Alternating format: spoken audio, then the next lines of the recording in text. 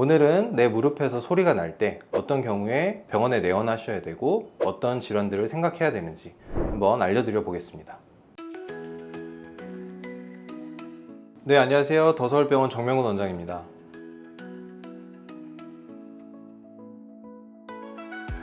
네, 오늘은 무릎 관절에서 나는 소리에 대한 얘기를 나눠볼까 합니다. 사실 우리 무릎에서 소리가 나는 것은 환자분들의 어떤 연령이라던가 성별, 그리고 외상력이라던가 질병과 관계없이 발생을 하는 경우가 있고, 그리고 실제로 이런 경우가 훨씬 많습니다.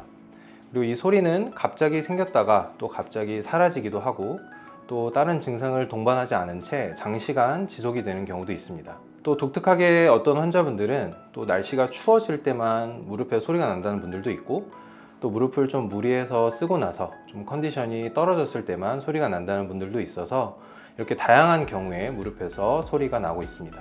또 환자분들의 무릎의 자세에 따라서 어떤 분들은 무릎을 굽히기 시작할 때, 혹은 완전히 굽혔을 때, 또 반대로 무릎을 굽혔다가 펴는 과정에서 소리가 나는 분들도 있어서 이렇게 다양한 경우에 무릎에 소리가 날 수 있는 만큼 이 무릎에 소리가 나는 원인은 매우 다양하다고 알려져 있습니다. 하지만 소리가 나는 것 외에 다른 병적인 증상이 동반이 되지 않는 경우는 실제로 임상적으로 크게 의미가 없는 경우도 많고 정확한 원인을 밝혀내지 못하는 경우도 많습니다.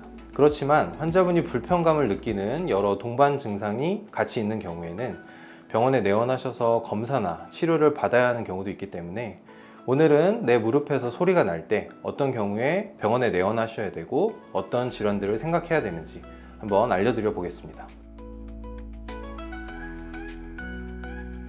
반월상 연골판은 우리 무릎을 지지하고 안정성에 기여해주는 매우 중요한 구조물입니다. 그리고 또한 이 반월상 연골판에 병변이 있을 때 무릎에 소리를 나게 하는 가장 흔한 원인 중 하나가 됩니다. 외상성 병력이 있는 경우에는 이 외상으로 인한 연골판의 파열이라던가 이런 손상을 의심해 볼 수 있지만, 이 외상력이 매우 오래된 경우나 혹은 만성적인 장시간의 손상과 같은 경우는 이 반월상 연골판의 병변을 정확하게 인지하기 어려운 경우도 많습니다. 당연히 다른 통증 등의 증상이 없이 소리만 있는 경우도 많은데, 실제로 이 반월상 연골판의 병변이 장시간 지속을 하게 되면 2차적으로 염증 반응을 통해 통증이라던가 붓기, 그리고 관절 운동 범위 제한이 생길 수 있는데, 특히 반월상 연골판의 조직이 손상이 된 채로 이 관절 사이, 즉 뼈랑 뼈 사이에 껴들어가게 되면 이 관절 사이에 움직임에 제한을 줄 수 있어서 무릎이 안 움직이게 되는 잠김 증상이라던가, 혹은 환자분들이 무릎을 디딜 때 껴들어가는 조직으로 인해서 찌르는 듯한 통증이 유발될 수 있는데, 이러한 경우 반월상 연골판의 병변을 강력하게 의심해 볼 수 있겠습니다. 또 이 만성적인 반월상 연골판의 손상이 주변의 관절 연골의 손상과 같이 더불어져서 큰 범주로 봤을 때 퇴행성 관절염의 일종으로 생각해 볼 수 있는데, 실제로 퇴행성 관절염에 있는 많은 분들이 병원에 내원하셔서 무릎에서 뭔가 뻐그럭거리는 소리가 난다거나 혹은 무릎이 딱딱거리는 소리가 난다고 많이 호소를 하고 있습니다. 당연히 이 퇴행성 관절염의 초기에는 다른 증상 없이 소리만 나는 분들도 있습니다. 하지만 장시간 지속을 하게 되면 염증 반응이 가속화가 되면서 무릎이 붓는다거나 2차적인 관절 모양의 변화도 생기고 무릎에 물이 차는 등 관절염 증상이 생길 수 있어서, 이러한 경우는 병원에 내원을 하셔서 검사와 치료를 해주시는 것이 중요하겠습니다.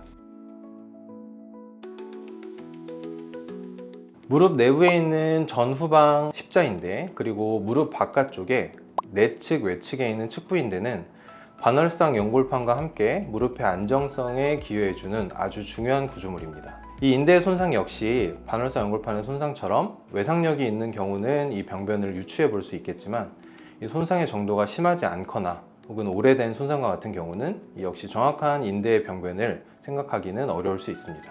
마찬가지로 소리만 나는 증상이 있기도 하지만 이 염증 반응으로 인한 통증과 붓기 등이 같이 동반되어 있기도 하고, 또 이 인대와 같은 경우는 무릎을 좌우로 빠지지 않게 하거나 앞뒤로 빠지지 않게 하는 안정성에 중요한 역할을 하기 때문에 환자분들이 여기에 추가로 더불어서 무릎이 좀 돌아갈 것 같다거나 아니면 빠질 것 같다, 이러한 불안정성을 추가로 호소를 하고 있습니다. 또한 이러한 불안정성은 장시간 지속이 되고 나면 2차적으로 관절염에 악영향을 줄 수 있기 때문에 환자분들이 이러한 증상이 있으시면 이 역시 병원에 내원하셔서 검사와 치료를 하시는 것이 추천되겠습니다.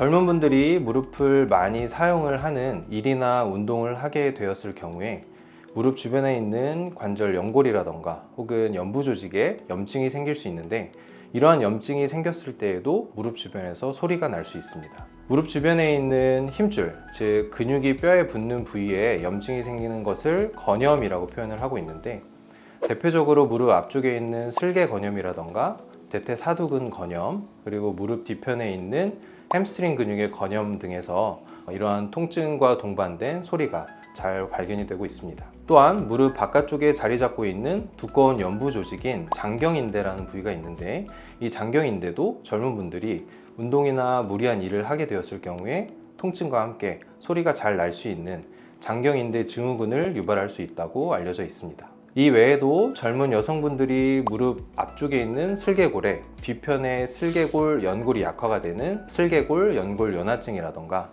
혹은 무릎의 전내측 부위에 활액막 추벽이라는 부위가 있는데, 이 부위에서 염증 반응이 일어나서 무릎을 구부렸다 폈다 할 때 딸깍딸깍 소리를 유발하면서 통증이 유발되는 추벽 증후군도 대표적으로 무릎에 소리를 유발할 수 있는 여러 질환들 중 하나가 되겠습니다. 실제로 많은 분들이 병원에 무릎에 소리가 난다는 것을 주소로 내원을 하고 있으십니다. 다른 관절과 마찬가지로 무릎 관절도 실제로 이 다른 증상이 동반되지 않고 소리가 나는 경우가 훨씬 많고, 실제로 환자분들이 이렇게 다른 증상이 없이 소리가 나는 분들이 내원을 하셨을 때에는 어떤 정확한 검사를 통해서 이 원인을 밝히기가 쉽지 않다, 그리고 이러한 경우는 큰 임상적인 의미가 없는 경우도 많기 때문에 꼭 치료를 요하는 상태는 아니다 라고 말씀을 드리고 있습니다. 하지만 이와 더불어서 꼭 설명을 드리는 부분 중에 하나가 방금 말씀드렸던 여러 통증 등과 같은 병적인 증상을 유발할 수 있는 질환들에 대해서도 말씀을 드리고 있어서,